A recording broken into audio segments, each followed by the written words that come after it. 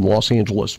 State Assemblyman Jim Cooper of Sacramento says the current law under Prop 57 is grossly wrong. He says the prison reform measure gives violent sexual offenders the chance for early release from prison. There are about 17 crimes that aren't considered violent or serious, meaning that you're eligible for parole early. Drugging and raping a woman, drive-by shooting, domestic violence, those crimes aren't treated that way. Steve Clausen, California News.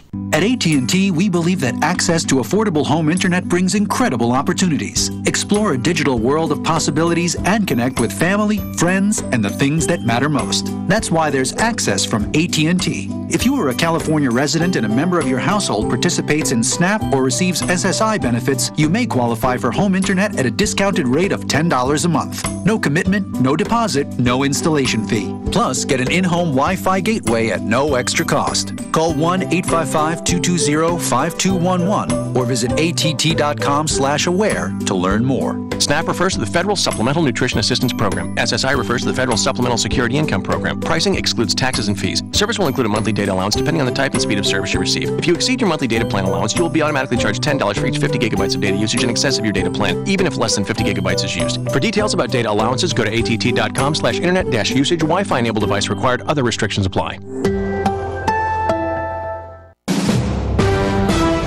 NBC News Radio, I'm Brian Shook. The House Judiciary Committee is responding to demands that it give written assurances it won't subpoena Acting Attorney General Matt Whitaker ahead of a hearing tomorrow. Committee Chairman Jerry Nadler responded, saying that if Whitaker appears and is prepared to answer questions, there will be no need to issue a subpoena. Amazon CEO Jeff Bezos says the National Enquirer tried to blackmail him. In a blog post, Bezos claims the National Enquirer's publisher, AMI, contacted him, threatening to publish nude photos of him and other suggestive pictures of his girlfriend, Lauren Sanchez. House Speaker Nancy Pelosi is hopeful that there will not be another partial shutdown of the federal government. I have confidence in the appropriators, not because I know what they're doing, but because I have confidence in the appropriations process. At the Capitol today, she said budget negotiations should be allowed to do their work. 1/4 of the federal government runs out of money again on February 15th. Brian Shook, NBC News Radio.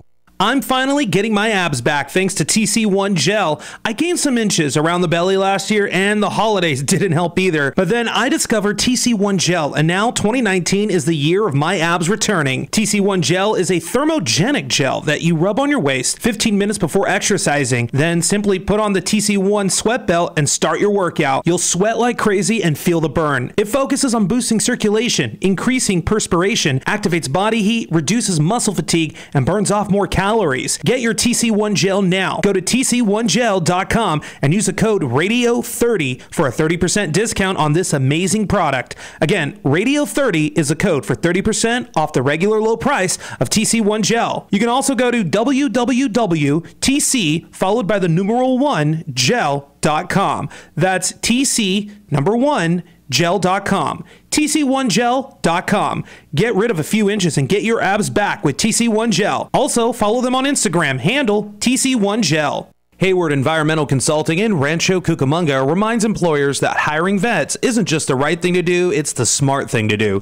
Veterans have outstanding leadership and valuable technical skills that make them an asset to any organization. So, hire smart and hire vets. That patriotic reminder is courtesy of Hayward Environmental Consulting in Rancho Cucamonga. They are proudly saluting our returning heroes, those currently serving, and remembering the families of those who made the ultimate sacrifice for our freedom.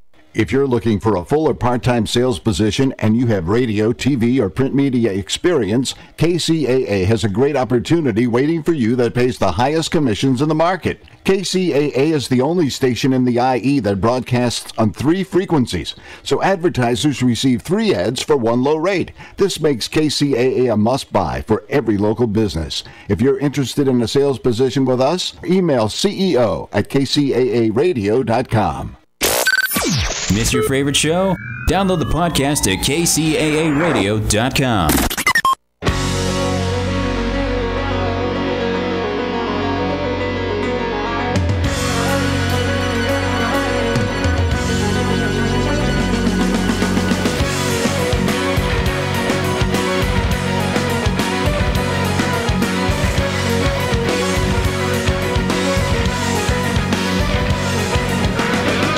Live from the NBC News radio broadcasting studios of KCAA 1050 AM, 102.3 FM, and 106.5 FM, located in beautiful, and it is sunny but cold, California. Hope everybody's doing well. I'm Rob Starr along with Mr. Chris Davey, and we're having a great day, beautiful day, seeing the mountains with snow on top. Good evening. It's like a picture postcard, isn't it, out there? Absolutely. I love it. I mean, advertisement for California. Absolutely. So come on down, as they say. But anyway, it's cold. It was 36 degrees when I left my house this morning. Yeah, we're up where I live, right against the hills. It got a little colder than that. We got into the mid to upper 20s overnight the last 2 nights. Are you growing vegetables or anything? No, not yet. I haven't planted the spring garden. Because I was going to say it's going to be awfully cold and freezing. And I'm sure you set your smart controller so it doesn't water at that kind of temperatures. It is not watering now at all. With all the rain that we've had, nope. I tell my wife that. Yeah. If it doesn't rain, hey, I need water. And boom, presses the button and turns it on. Anyway, we got a great show today. Yeah, we do. We got 2 great people on. The first is somebody that we all know and love, and she is the purveyor of Maven's Notebook, Miss Chris Austin. Welcome, Chris. Hey, how you doing, guys? Good. How's the traveling lady? Oh, I'm up here in Sacramento this week. Yep, you are today. Yeah, no moss growing on your shoes. You're still up there, huh? Yeah, I'm still there. I drive back tomorrow. I've had a bunch of things to be doing this week. One of those was attending the California Irrigation Institute conference. Absolutely. Right. That's where I saw our own Ingy Bisconer. Yes. Is that correct? Yes. And we're going to have next week Mr. Mark Udall. And both Brad Udall. Why did I say Mark? I don't know why I said Mark. Brad, yeah. And we got some recordings of him, and we're also going to do a live thing with him as well. So, and you're part of that, so we're very excited about that next week's show. So tell us a little what you found out up there. Did you see Newsom? No, I did not get to ride up the elevator with Governor Newsom. No. I did go on Saturday to the California Water Law Symposium, which is, they held it at UC Hastings, which is in San Francisco.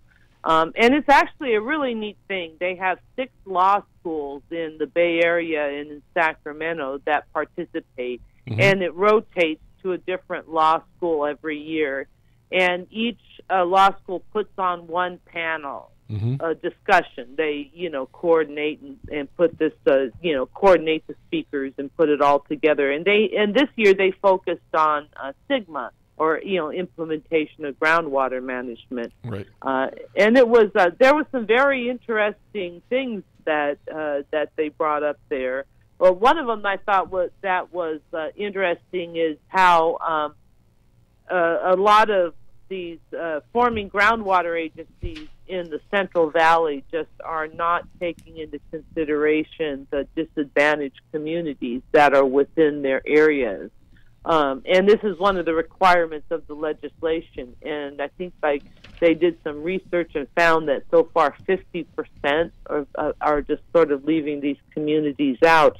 It's a real issue, the drinking water in the Central Valley, and also it's a big issue for these groundwater agencies, and some of them are really doing earnest outreach to get the members of the community interested in it. But groundwater is not a amazingly interesing subject.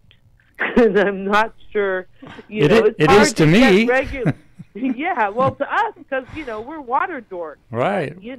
Regular people are kind of like, what's that got to do with me? So, trying to get people to engage can be challenging, trying to get them to understand. And there's a lot of good groups and a lot of people, out there working hard to get these people in the communities to understand, what's at stake here, and making sure that they get considered as they try to figure out how to implement groundwater management. So it was a very interesting day. I think you just asked them, do they like drinking brown water? Well, they fight. They've really been working at trying to get these communities cleaner water, but there's just a lot of challenges to that.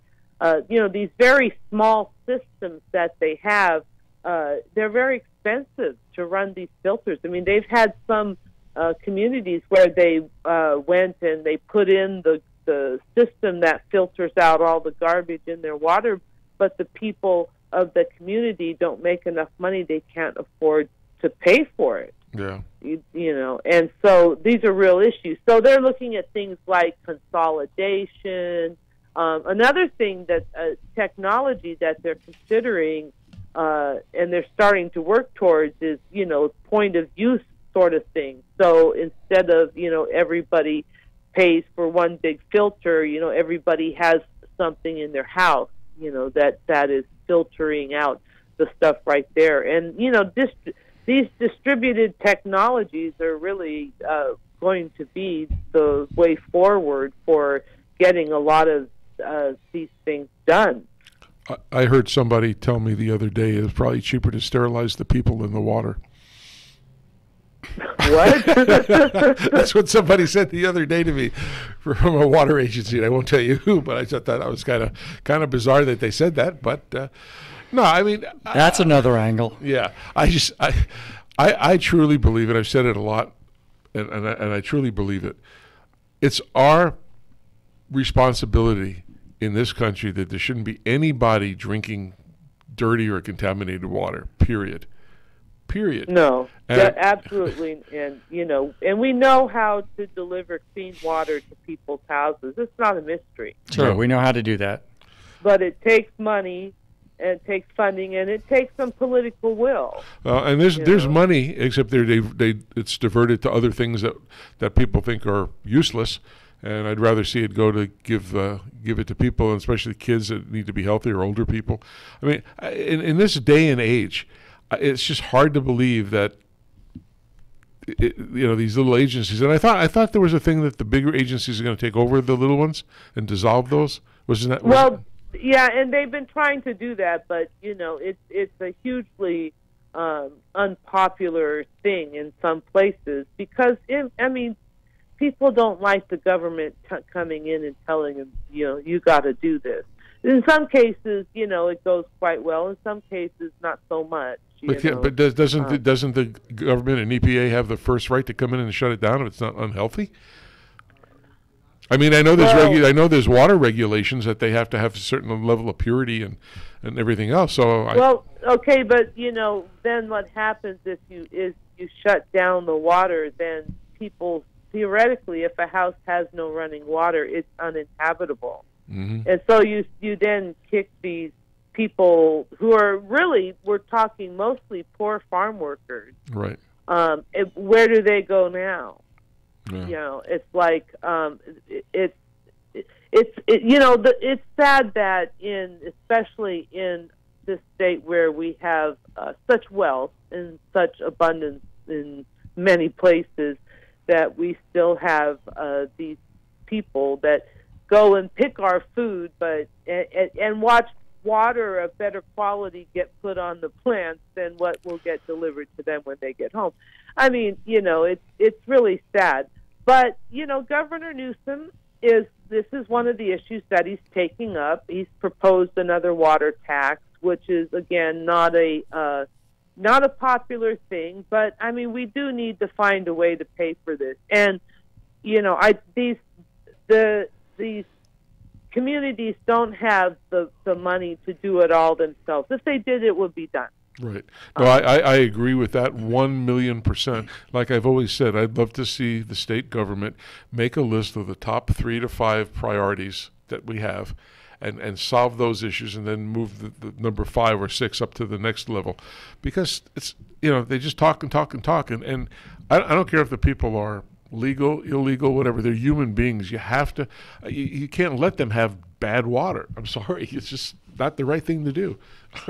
But anyway, that's just me, and I hope a lot of people agree with me on that and call their legislation people and say, hey, get your butts off and do something about it, because it's really sad. I don't want to see little kids die. I don't want to see older people get sick and get all this stuff. It's ridiculous. They spend money on lots of things in this state, And I can sure tell you that I'd rather see some of that money go back in fixing this issue for human life. That's just me though. Oh yeah, I'm with you there. So I think we need to do something about it. Well, we do know that that's one of Governor Newsom's priorities, but he has not shown his hand on where he sits with water yet. He has. He's yet to speak up on that, hasn't he? You still there, Chris? Yep. Sounds like we may have lost Chris, or yeah, Chris is gone. ran out of battery on her phone, maybe. Was it something I said? I hope not. No, but no. You and I talked about this, Chris, before. I mean, sure, we did. It's just sad. I mean, again, in this day and age, and with the technology and everything we got, and California has money, they're just spending on other things that they don't consider this a priority, and I think it is a priority. You don't hurt human life. Yeah, and the affected are often those rural areas and places where it's expensive to fix or repair or upgrade those water systems, but that's not an excuse. It shouldn't be an excuse not to do it. There's laws in place that tell the water agencies you have to maintain this kind of quality level. Yeah, absolutely. And absolutely, they got to do something. I think we have Chris back, and so if Chris, I'm back. Hey, Chris there you go. Hey, so what other highlights did you hear from the meeting? From the Irrigation Institute meeting? Right. Yes. Oh, they had a guy who talked about in the San Joaquin Valley. There's a groundwater basin that has 23 groundwater sustainability agencies in it. That is one basin. So he was talking about the coordination agreement. He had a whole chart. It had colors and everything. You know who's making money on that? The lawyers. Yeah. They had these are going to coordinate with this and this and this, and then they have to have a coordination agreement. And she said, it's not economical to be burning it up for electricity. That's never going to be economically viable. And she was saying, it's the money really is moving into advanced wood products, and apparently now they can build these advanced wood products. They're building a multi-story building out of this. Wow, you're thinking 14 stories. They're building one in Portland. Wow. And this material is earthquake resistant and fire resistant, and it sounds really quite fascinating. And it also sequesters carbon. Yep. So it's wow, that's really something to be thinking about. So, there really are some innovative ideas that are out there, things that are happening. Oh, absolutely. Just to let you and our listeners know, at the end of the month, we have a gentleman named Matt Carr who's coming on the show, and he's president of the American Biomass Organization. And he's going to come on and talk about stuff. We had already scheduled him, but that'll be a pretty neat conversation. Yeah. And we're also going to have Kathy Kellogg, who's the chairwoman of Kellogg's Garden Products, on. She'll be a co-host with us to ask questions. On that same show, right? So that should be a pretty interesting thing. So anything else that you learned at the CII? I learned that the Colorado River is in crisis, but I already kind of knew that, but that's what Brad Udall talked about. Uh-huh. They talked about the agricultural and urban water conservation regs that are coming down. So, there's a lot of stuff going on. It's kind of a neat conference because it's the one place where the urban and the ag people get gathered together. Right. Were you up there at the beginning of the week when the rain was coming down, Chris? Oh, yeah. It came down with me when I was in San Francisco. So, for the water loss symposium. Oh. But, hey, what else has been really in the news is all the stuff that's been going on in the Colorado River with the drought plan. Yep. They had a deadline to that all the states had to have a drought plan approved by January 31st. And we were all looking at Arizona because Arizona seemed to be the holdout. And their legislature got it done with 6 hours to spare on the 31st. And then we all sort of forgot that, IID, or Imperial Irrigation District, they didn't really sign on to it. They had this little caveat. so, Arizona, thinks they've got it nailed, and IID decides they're going to hold out for money to help with the Salton Sea. So the Brenda Berman, the head of the Bureau of Reclamation, says, "No, you didn't make it. You didn't make it." She said, "Arizona, you're not done yet. You haven't fully ratified it, and California, you're not either with IID making this demand." And so, she set another deadline, March 4th, and then, she says the feds are going to come in and take control. And I guess IID was had a meeting the other night, and they're challenging Brenda Berman, the reclamation commissioner. Wow. I can just see the tactical units driving up. Distracted. Well, everyone's got an agenda, right? So, and Brenda, Jack Symes, right? Yeah, from USBR, and he's coordinating Brenda coming on our show, and then we can probably talk about that as well with her. That'll be really interesting. Oh yeah, well, the Salton Sea has been a really a sticking point because all stinking the rest of or the sticking. States, both. I was going to say depends on the day. But, right.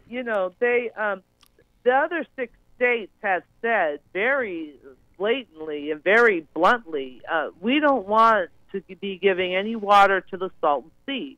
I mean, the Salton Sea it's a real conundrum. Yes. The Salton Sea was formed when the Colorado River, some guy made an irrigation cut and didn't have a gate across it. The flood came down and it just ripped away at this levee, and it filled up that basin until they finally got it closed like 4 or 5 years later at the cost of millions and millions of dollars. It's a fascinating story. But anyways, there was the Salton Sea. And then they're irrigating the Imperial Valley, and they're letting their waste just run down into the Salton Sea.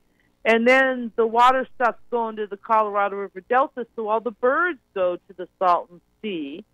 So now we have this conundrum, this sort of accidental lake by mistake that has become the big place for birds because they don't have the Delta anymore, the Colorado Delta, Colorado River Delta. And so, what are we going to do with this? I mean, it's a mess. And as they stop the Imperial Irrigation District at one point fully acknowledged that 1/3 of the water that they used to irrigate the Imperial Valley landed in the Salton Sea.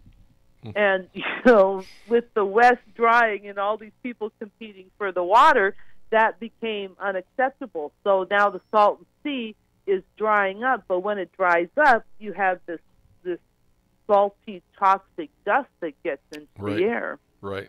So, I mean, it's just such a conundrum. I don't even know how you fix it. They've been talking about that for years. I'm still looking up conundrum on my phone just to get the definition. Hey, Chris, I think we're going to have to we'll round it up here and get to the next one, our next guest. But anybody out there, all our listeners, you want to know the latest, the greatest, up-to-date, up-to-the-minute information. Up to the second. Water information, visit mavensnotebook.com. Everything you could ever want or dream of is there, water-wise, I mean. Chris, great rest of the evening. And if you want to sponsor her and absolutely. donate some money to that, you can also find that on that webpage. Right on the website. It's a great source for all California water news. Excellent. Thank you, guys. You're welcome. You have a good one. Talk to you next time, Chris. You too. Okay. Enjoy. All right, we're going to take a little break here for our sponsors, and we'll be right back with the Water Zone with Chris and Rob. And so stay tuned. Don't go away. Get a drink of water.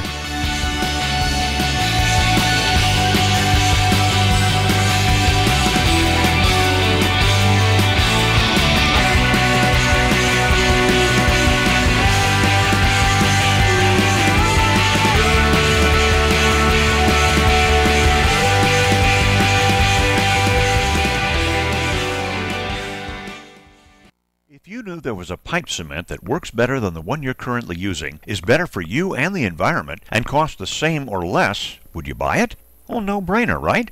Weldon, the trusted leader in solvent cements for over 60 years, is pleased to introduce a new line of solvent cements that does all that. Introducing the Eco Series line of solvent cements for PVC piping systems. Not only does it work great and set fast, it also has 30% lower solvent emissions and less smelly fumes, a better workplace environment when you're installing pipes. But don't just take our word for it. Eco Series products are the only solvent cements that are Green Seal certified for environmental innovation for effective performance, improved working conditions, and for use with potable water. Now available in a medium-bodied fast-setting blue formula, 905 Eco, and a regular-bodied fast-setting clear formula, 900 Eco. Pick up a can today from your local distributor and see, smell, and feel the difference, just like Joe Sweat, president of Sunrise Irrigation, did. He said, after using Weldon's 905 Eco, we immediately noticed the application was smooth and there was noticeably less odor than other blue solvent cements on the market. The guys love it. To learn more about Eco Solvent Cements from Weldon, visit the website at www.weldon.com or call the technical service hotline at 877-477-8327. That's 877-477-8327. Time to take a water break and talk some water. Irrigation. Such a refreshing topic. As more and more markets face water restrictions, your customers may be hungry, or should I say thirsty, for water-saving products.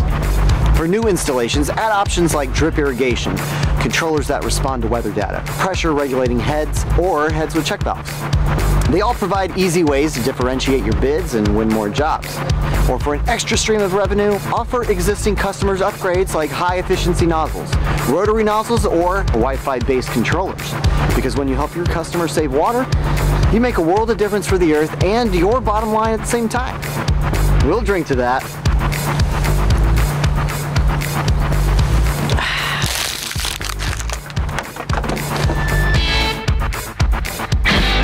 KCAA Loma Linda, 1050 AM, K292FQ Riverside, and K293CF Moreno Valley. All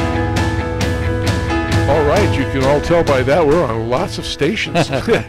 And you know, it's really interesting, Chris. Not only are we on 3 local stations here, but we're on Apple iTunes, iHeartRadio, YouTube, Ustream, Tiki Live, all over the place. Yep. That's pretty good. Right, and you can go to waterzone.com. When do we start collecting royalties? I have not seen the check. Oh, really? Are they coming to you? Do you mean you get paid for this? Oh, oops. Sorry. I forgot to tell you that. I shouldn't have said that anything. No, we don't get paid. That's a new one for me. No, we don't. We get paid on our normal jobs. So. That's right. And we're very blessed we have that job with the Toro company. They're a great company to work for. Anyway, we have a very interesting guest coming up, and I was actually looking forward to him because of his technical background.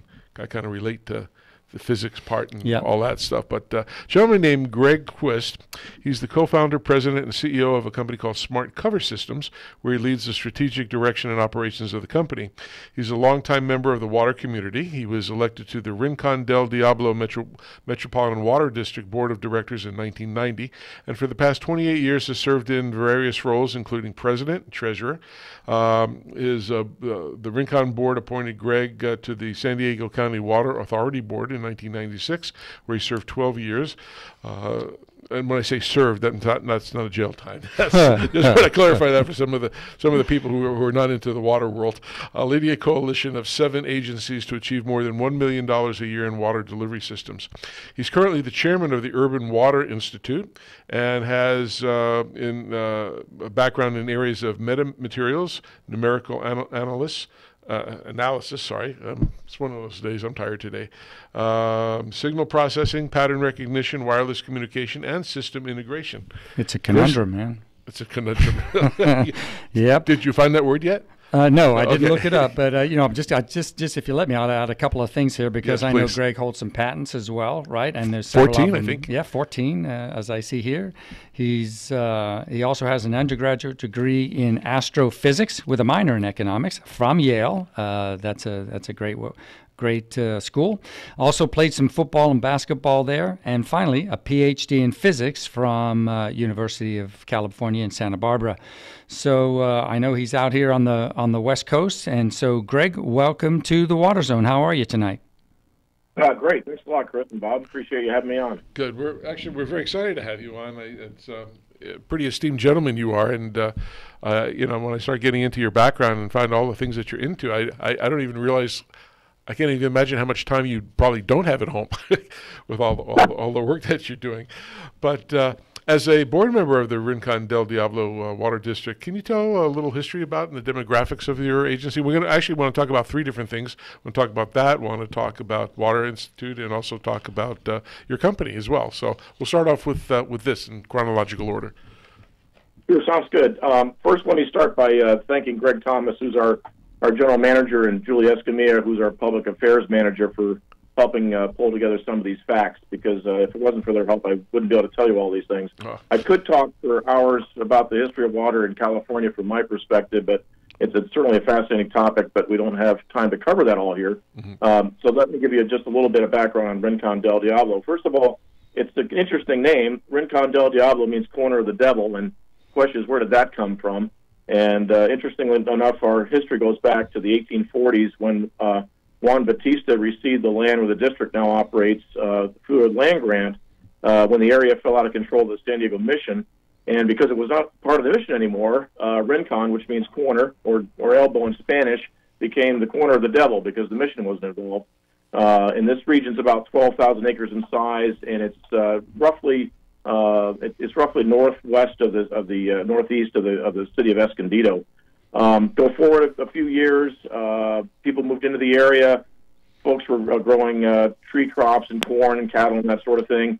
Late 1800s, 1900s, after California became a state, an irrigation district was formed to provide water for this agricultural area. And Escondido built a lake called Lake Wolford, which is still there, and it was constructed in 1905. The problem, if you move the clock forward even further, was that this irrigation district was a private entity, and in order to hook into the state water supplies, you needed to be a public entity. So in 1953, the district was actually formed and was annexed into the Metropolitan Water District and San Diego County Water Authority. So we became a water district in those years, and that's where we were from 1953. So we get state water. So geographically, we're kind of a donut around the city of Escondido, if you know where Escondido is. So as you move toward the outskirts, that's kind of where we are. We have about 8,000 connections. And in terms of demographics, we've gone from being a agricultural agency where we started out in 1953, where most of our water went to agriculture. Now it's down to about 1% now. So it's changed a lot. Our potable water sales are about 70%. And our reclaimed is about 30%, which is kind of cool. So we're one of the highest reclaimed water districts in the state, I think, in terms of providing reclaimed water. We're a member agency of the San Diego County Water Authority, and they're a member agency of the Metropolitan Water District. And as you probably know, in the previous guest, I was listening in about the IID and the Salton Sea, and it's all connected. Met brings in water from both the Colorado River and the State Water Project. We have a 5-member board, great staff, and I think as a board, we've been trying to run the district more as a business than a public agency, which is always kind of challenging. But we're innovative, and I think we're recognized as leaders in the region and the state.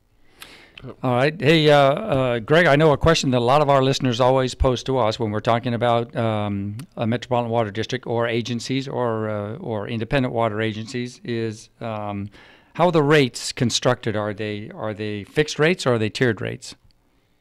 Yeah, so this is something I've been there for 28 years, so I've been through a lot of changes. But we've gone to tiered rates, with the concept being that as you use more water, you should pay more, and that people ought to have a lifeline so that they can live. So we've got kind of 3 tiers.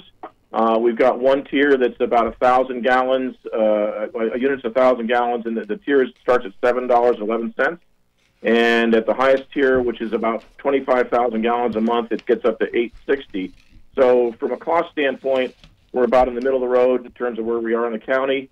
The San Diego County Water Authority that we're part of has spent about $2 billion over the past 25 years to build a bunch of reliability projects. We've been very successful with this. This is kind of interesting. We've expanded our reservoirs. We've created the emergency storage project, and you've probably heard about the Carlsbad desal plant. Yep. Those were all paid for by the Water Authority over the last few years. All these things cost money. And down here in San Diego, we live at the end of the pipeline, so we decided as a group to pay for the extra reliability by providing for local sources. During the last drought that ended in 2017, and as a matter of fact, the region had all the water it needed. So even though the state cut back on our deliveries or our required deliveries, we had plenty of water here for the people in San Diego, which is kind of weird. Let me put that cost into perspective, though, because people talk about how expensive water is. And the highest cost is $8.60 per thousand. That's, if you figure that out, that's 0.8 of a cent per gallon for high-quality drinking water delivered to your tap 24 hours a day, anytime you want it. Yeah. Or if you think about it, the liter, it's about 0.2 of a cent per liter for the same water you can get at any time by walking up to your tap. By comparison, you walk into Smart and Final and you try to pick up a liter of Dasani, it's $1.39. Yep. The quality standards for bottled water are not as high as they are for drinking water. So for about $1.39, you could buy almost 700 gallons of Rincon purified water that you could get at your tap. So that's quite a bit of a difference. And I didn't include the time and cost of going to the store and picking it up. Yeah. You should get a deal with Anaheim Stadium, because they charge me $6 for a bottle of water when I go to the baseball games. More expensive than they had, for sure. So when it comes to drinking water, I think we do provide a pretty good deal and very convenient for a very low cost. Right, that's excellent. Let's take another angle at this. Again, stuff from our experience here that the listeners ask a lot, and that's about the conservation activities. So maybe you can take us through some of the activities that your agency promotes, and at the end, I'll tag this on right at the end. If you can tell us which one of those, as you described them, which one you believe is the most successful overall for achieving water efficiency. That's a great question. We've been working very hard on conservation for a long time. Oddly enough, people kind of look at conservation and say that's a new source, but it's actually kind of a decreased demand. But as members of the County Water Authority, we take part in all of their programs, which include things like cash rebates for premium high efficiency toilets, weather-based controllers, which you guys that are part of Toro can understand that, the high efficiency washing machines, rotating sprinkler nozzles, rain barrels, all that sort of thing. There are additional rebates that also extend to commercial folks, like flow control valves, air-cooled ice machines, cooling towers, conductivity controllers, and more. What's interesting, though, from a business standpoint, is what strikes me as odd is these conservation efforts are kind of a way to pay our customers not to buy our product, which is water, Yeah. which makes it sort of sound like an unsustainable business model. I mean, how long would Apple stay around if they paid their customers not to buy their iPhone? Yeah, it's a little counterintuitive, isn't it? Exactly. But while we try to run our district as a business, we're much more than a business with a cash flow model. We really do provide a clear, essential service to our customers, the region and the state, because without this water and the distribution and the treatment network we built over the past couple hundred years, there wouldn't be enough water for the people that are here now.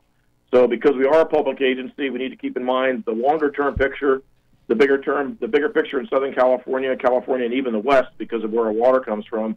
When you turn your tap on, the water comes out at a fraction of a penny per gallon, and you're looking at molecules of water that fell the mountains of Wyoming or in the high peaks of the Sierra, and they've come a long way to your glass. So our reach and our concern spreads to those regions as well, because we're all in this together in the arid western United States.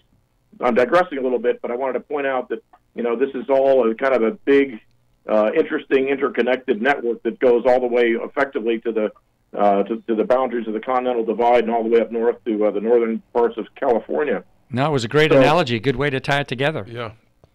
Yeah, thank you. The thing you talked about, the most important thing in terms of our most most successful project was actually kind of one that involved technology, where we've installed what's called advanced meter infrastructure, where we put devices on all of our meters that allow them to be read remotely using telemetry. The goal of that originally was to kind of get guys out of trucks and stop doing that, reducing man hours. But what was interesting was, as the data started to come in, we realized that if we're reading meters once an hour, we could actually use this information to feed back to our customers and help them voluntarily change their habits or find leaks. So we actually got funding from the Department of Water Resources to implement this thing called the Water Smart Portal. And this is an internet-based project where the customers can get on the internet and see exactly what's going on with their water in real time. So it can tell them if they're having a leak or if their teenagers taking a shower at 2 o'clock in the morning or whatever. It's pretty tremendous technology. And since we've been doing this since 2015, this portal's detected over 65,000 potential leaks. And out of these, we sent out 9,000 leak warnings to our customers telling them what was going on. And we've estimated based on that we've saved 19 million gallons of water. So that's a very significant amount of water And it's a kind of an example of how a technology that originally was kind of meant to help get guys out of trucks and back into the office and keep them safe actually had a secondary effect, and that's kind of interesting. Oh, amazing. You know, you had mentioned a little earlier about the plant in Carlsbad. And we had the CEO on a long time ago from IDE who developed that and built that facility. He told me it took 17 years from the time they proposed, the time the project was proposed till the time that it got operated. Is that going to be what's going to happen from the future on? We're going to look at those kind of timelines to get new things online, in your opinion? Well, yeah, I mean, the water industry in general moves glacially slowly, and that's one of the benefits and downsides of the water industry. And a lot of times it doesn't keep up with technology. In the case of the desal plant, which was a 17-year project, in fact, I was there at the early discussions about that whole thing back in the early 2000s. The problem was the regulatory environment and the whole problem with the issues with the seawater intakes and outtakes. So that was an issue that is always there. And if you look at what's going on in the Bay Delta in terms of trying to solve the problems up there and putting twin tunnels in, that's taken a very, very long time as well. I mean, Jerry Brown's left office, and that was going to be his pet project, so it never happened. Yeah, that's true. Hey, just for time-wise, I want to kind of skip up to the next kind of section I want to talk about is your involvement in the Urban Water Institute. And if you can tell our listeners, Chris and I know what that is, but some of our listeners probably don't. Can you kind of give a little ballpark on what's their mission and plan of that organization? Yeah, so there's a whole bunch of different organizations in the state of California, like the Association of California Water Agencies, ACWA, and others, Southern California Water Committee. What makes us different is that we're more of an educational organization, and we strive to be leading edge. So when you go to our conferences, you're not hearing the same thing over and over again, and we try to make things as topical as possible. So, like I said earlier, the water industry moves slowly in some ways, and in other ways it doesn't. And things are happening to us quickly that we have no control over, like climate change and regulations and droughts and all that sort of thing. Demographics are changing, technology is changing. So how do we adapt to adjust to all those things? And we're pretty good at bringing the right group of people together and putting them on panels and having them talk about what's going on right now. And one thing that's also different about us is we're not afraid of controversy. Mm-hmm. We'll bring all kinds of folks together that typically fight, like urban interests and agricultural interests and environmental interests, and put them on the same panel and let them go at it and provide their opinions. And I think it's a very useful organization from that standpoint. Shake things up. Yeah, I like that. Yeah. I really like that. I know we do things with the AWWA and the Irrigation Association and some others. I think, people never sit down and want to compromise. It's either their way or the highway. And we don't get anywhere. And we got lots of problems to solve in not only in water, but I won't get into the rest of the world's or government problems we have. But yeah, I think it's a great thing that you're doing. And who are the typical members on this? And how can anybody just join, or they have to be? Is it other agencies? Is who's the constituents? I would say the majority are kind of water agencies, and they're looking to try to keep up with what's going on so they can do a better job when they go back home and do their governing job. But there's city managers, there's director of public works folks. But in addition, we also have people like attorneys who are involved in water law and engineers that are involved in the industry and oftentimes technology companies as well. And I heard you mention Jack Symes earlier. He's going to be on one of our panels at the end of the month as well. Right. So we bring the government, the federal government, the regional governments all together. So we're not exclusive in that sense. But it is basically a lot of water folks. And that event's, I think, February 27th through March something, or is that true? Is that the right date? It's going to be in Palm Springs at the Hilton, Wednesday, February 27th through Friday, March 1st. And we're looking forward to the conference. It's going to be a very exciting conference. Yeah, it sounds like it will be. We should try. So let's go to the next question here. Just thinking about some things. Yeah, I'd like to just check and see what, if you're going to talk a little bit more about the upcoming conference, right, in Palm Springs. What does that event focus on, right? Some of the listeners who haven't been to one, can you kind of describe what happens at the conference? Yeah, so our theme this year is Changing Times. The title is Changing Times, Tools to Balance in the Wild Water World. A lot of alliteration there, but we want to make it exciting for people in terms of how they could, when they leave, they should be able to think about what they learned and how they can bring that back to their district and adapt to make sure that we're providing highly reliable, safe, and cost-effective water to our customers with everything that's going on. We've got panels that are talking about the latest in the Bay Delta situation now that we have a new governor. We're talking about, I don't know if you guys are familiar with Measure W that passed in Los Angeles in November, but the whole concept is to try to farm stormwater and use that as a new water source. We're going to be talking about what's going on with that. I also heard you talk about the Colorado River in the last segment as well. That's dangerously low right now and close to a level that would prompt immediate shortages and cause all kinds of people being affected in the West. We're going to have a panel on what happened in the last election and how that's going to affect water people. We're going to talk about potable reuse, which is a big deal these days. People don't really understand, with the issue of potable reuse, but anybody that's on a river, Mississippi, Hudson, Colorado, they're kind of using the water that's already come down the stream already. So, and we're also bringing in a guy named George Hawkins, who's used to be the CEO of Washington D.C. Water, and he's going to be talking about the utility of the future. How do we adjust ourselves to modify what we're doing in terms of labor and technology and getting the job done with less people and less money? So he's a great speaker. He's a good friend of mine, and we're going to be very lucky to have him come in. So, yeah. When you said changing times, water world, I was thinking of the movie with Kevin Costner that maybe you should get him as a speaker. Yeah, that'd be good. Does the Water Institute primarily cover for California or anywhere else? Yeah, so I think the primary group that's there is from California, but like I said, we bring people in from all over the West and the country. George is coming from back east, and he's got an interesting perspective on things. We get the Department of Reclamation will be there talking about what's going on nationally. A lot of times we have folks from Colorado and Nevada there. We've had Pat Molloy speak, and she's actually gotten an award from the Institute. So we try to bring everybody that affects what's going on here at home. But since it is an interconnected system, we need everybody's opinion and everybody's ideas. Wow. That's Chris, it's kind of funny. They're taking all the people who've been on our show to go to these things. And we probably should go to one of these things. Sure, bring our recorder. Yeah. I officially invite you guys. Okay, well, yeah, I really, seriously, we really like to come and do that. I think I'll check our schedule. I think maybe we can do that. We'll sneak out. Hey, with just kind of offshoot on questions here, If you take a look at the last 3 to 4 years on the Department of California Water Resources, there's been a lot of changes in the leadership of that. Sure.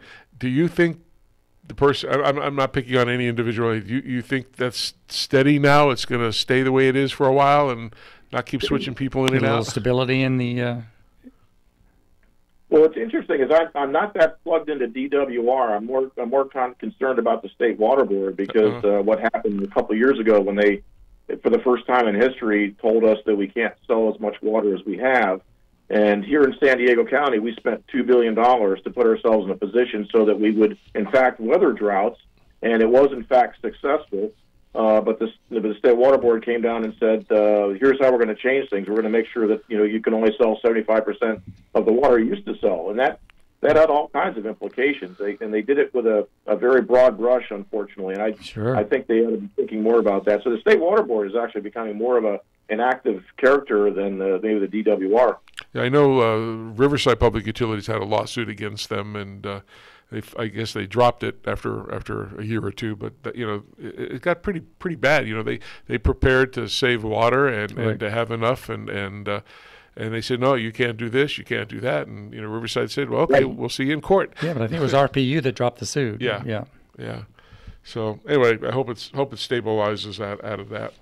Well, one of the things that really interests me, because I'm an engineer kind of guy, and I was very much fascinated, and I read a lot about your company called Smart Cover Systems, and I know you're heavily involved in technology that monitors various situations and are very much data driven, in which I always say you can't make an intelligent decision unless you have intelligent data or information. Can you go through a listing of what you have in that company and what's pretty unique about it? Because I find it amazingly fascinating to me. Well, thank you very much for asking. I find it fascinating too. I've been doing it for 14 years. But let me give you a little story about how it came to form, and maybe that gives you a little feeling for why we're doing what we're doing and how we're being successful.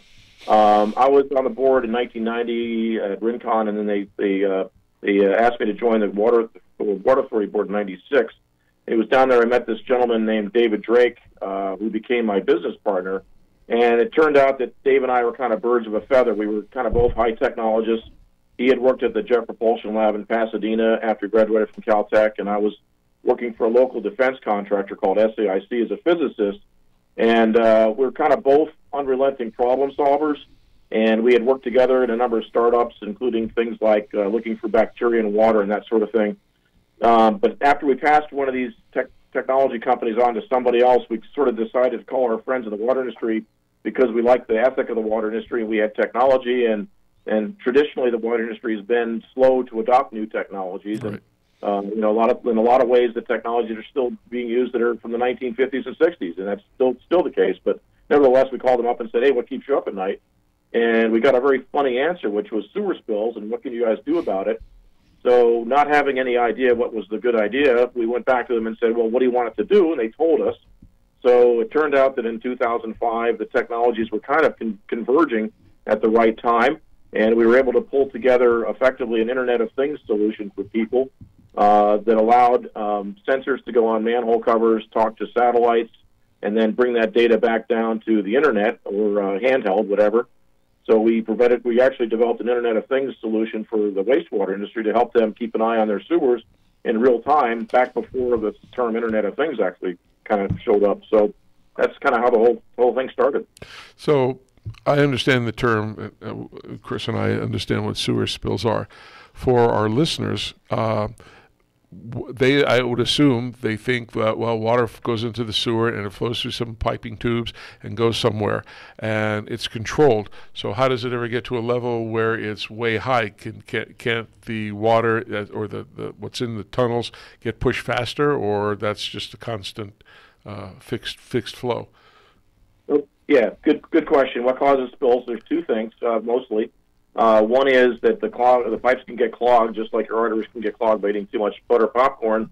When people throw fats, oils, and grease into sewers, which they do a lot, it'll end up clogging the pipes over time, and that will cause a backup, as well as roots coming in through broken pipes that can clog things, and things that people throw down their toilets as well that can get clogged up. That's number one. Number two is when it rains a lot, like it has been here recently, water can get into sewers from like manhole covers and that sort of thing, and in cracks in pipes. And all of a sudden you've got way too much water in your sewer and not enough pipe to hold it. And since sewers are gravity run mostly, there's nowhere else for the water to go except for up at that point, and that means out a manhole cover and onto the street or onto the beach or whatever. So that's kind of how it happens. Wow. Right. So as you described, these sensors are really they're actually on or a part of the manhole cover. So do you guys make a new replacement manhole cover, or do you just take the existing one and add your technology to it? So for the most part, we take the existing covers, drill a few holes, and mount the device inside. It's pretty small. I say it's like the size of George Costanza's wallet. Yeah. And you even have our engineer laughing at that one. And we mount the antenna on top to make sure we can communicate with a satellite, and it all kind of goes into a nice little package, and it installs pretty quickly. And the cool part is it's sending data almost immediately. We've had several customers that told us, within a day or two even, that they've prevented a sewer spill and they've already paid for their system, which is pretty cool. Yeah. So this basically sends like a sonar signal down below, yep, and kind of measures it and sends it back, and then everything, all this from your customers, because you sell them to all over the country. I assume the data then gets sent to a cloud or something, and then they can retrieve the data and actually, and I think I read it does it every 6 minutes or something like that. Yeah, it measures water levels every 5 minutes, actually, okay, and then records it every 10, and then every hour it sends a packet back through the Iridium system. The cool thing about the Iridium system is it's satellite-based, which means that when there's a storm or something that knocks out cell phone power, it's still working. And in fact, we were in New York City when Hurricane Sandy hit. We worked fine.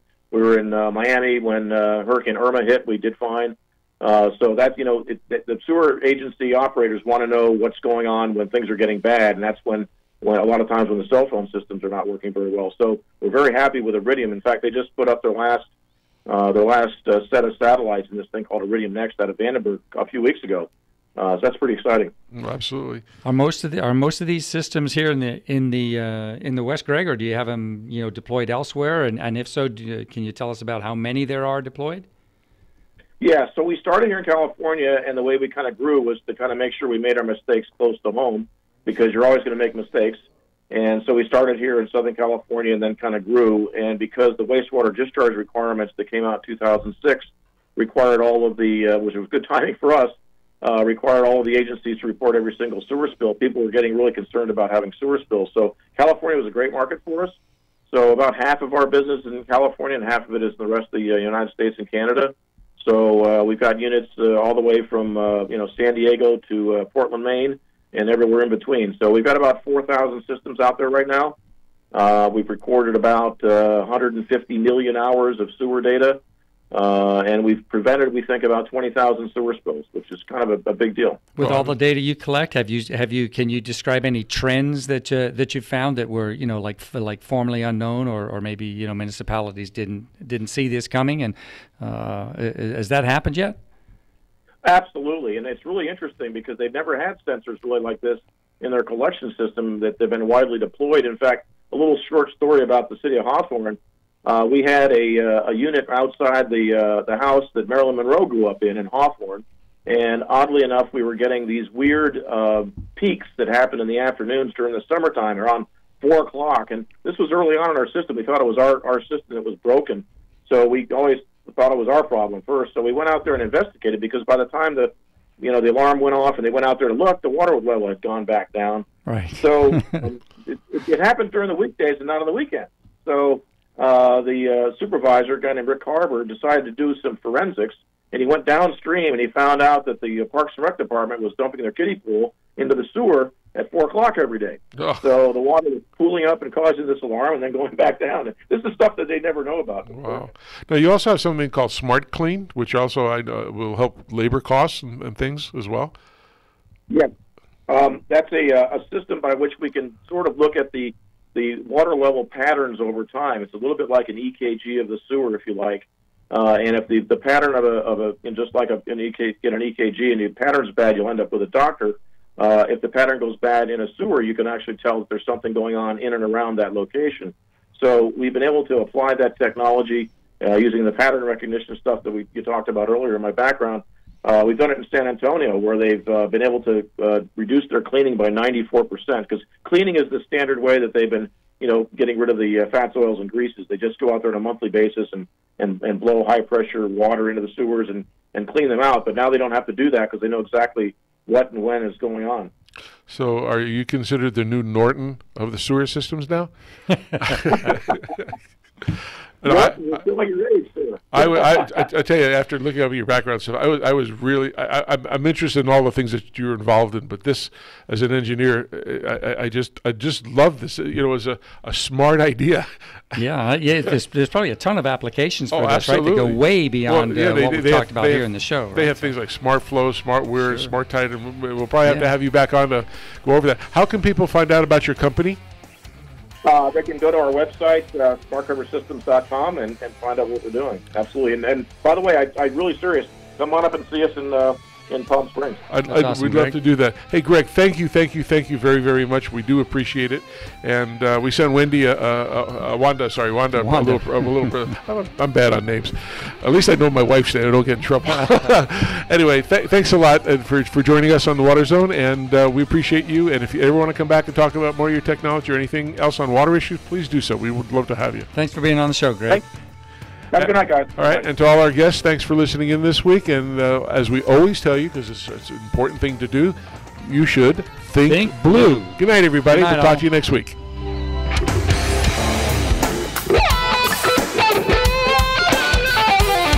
KCAA Loma Linda, 1050 AM, 106.5 FM, and now 102.3